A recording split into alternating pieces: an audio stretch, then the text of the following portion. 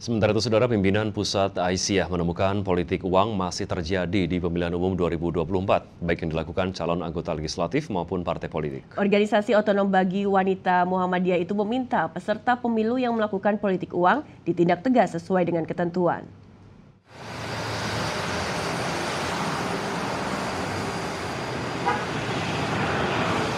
Pimpinan Pusat Aisyah melakukan pemantauan pemilu 2024 dengan melibatkan 210 pemantau di 210 TPS, 104 desa, 38 kecamatan, 10 kabupaten yang tersebar di 5 provinsi.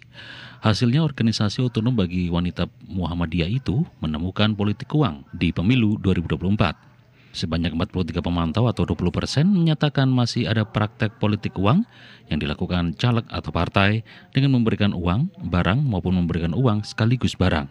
Hal itu menciderai kualitas demokrasi Indonesia dan dalam pandangan Muhammadiyah Aisyah, praktek politik uang merupakan tindakan haram karena bagian dari praktek suap. Aisyah juga menemukan masih adanya pelanggaran di masa tenang berupa kampanye, intimidasi memilih calon tertentu, pembagian kartu spesimen dengan arahan memilih calon tertentu, penempelan stiker calon, dan alat peraga kampanye yang belum diturunkan. Padahal masa tenang pemilu 2024 hendaknya digunakan bagi pemilih untuk mempertimbangkan secara matang calon yang akan dipilih, sehingga sudah seharusnya tidak ada praktek kampanye, terlebih praktek politik uang. Saat pemungutan suara, Aisyah juga menemukan beberapa pelanggaran yang dilakukan di tempat pemungutan suara, seperti lokasi TPS berada di tempat netral, yaitu di tempat ibadah dan rumah pendukung salah satu partai, pemasangan atribut partai politik di sekitar TPS, intimidasi untuk memilih salah satu calon, dan problem transparansi penghitungan suara, karena terdapat kelompok penyelenggara pemungutan suara yang tidak memperbolehkan saksi dan masyarakat untuk melihat proses penghitungan suara dan mendokumentasikan C1. Dari hasil pemantauan pemilu 2024, Aisyah memberikan beberapa rekomendasi. Di antaranya pentingnya dilaksanakan pendidikan pemilih secara berkelanjutan untuk mencegah politik uang, cara mengenali pelanggaran di masa tenang, dan bagaimana menjadi pemilih kritis.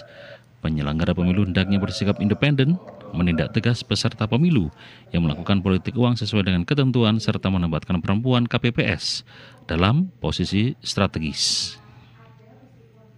Ketika sudah dipilih ini justru PR besarnya itu bagaimana mengawal para kandidat-kandidat yang sudah terpilih ini pada 5 tahun ke depan. Nah, ini sebenarnya yang terus kita edukasikan, kita tekankan untuk kemudian betul-betul mengawal bahwa perencanaan pembangunan, proses pelaksanaan dan monitoring dan evaluasi itu akan tetap dikawal oleh Aisyah, sehingga anggota-anggota legislatif dan nanti juga pemerintah daerah dalam ini bupati, wakil bupati yang terpilih itu juga akan tetap on the track. Rekomendasi Aisyah tentang pemilu 2024 dapat menjadi perhatian pemerintah Republik Indonesia dalam upaya perbaikan khususnya Pilkada 27 November 2024 maupun bagi pemilu-pemilu di masa mendatang. Herdian Giri dan Ujuan Tritama, TVRI Yogyakarta melaporkan.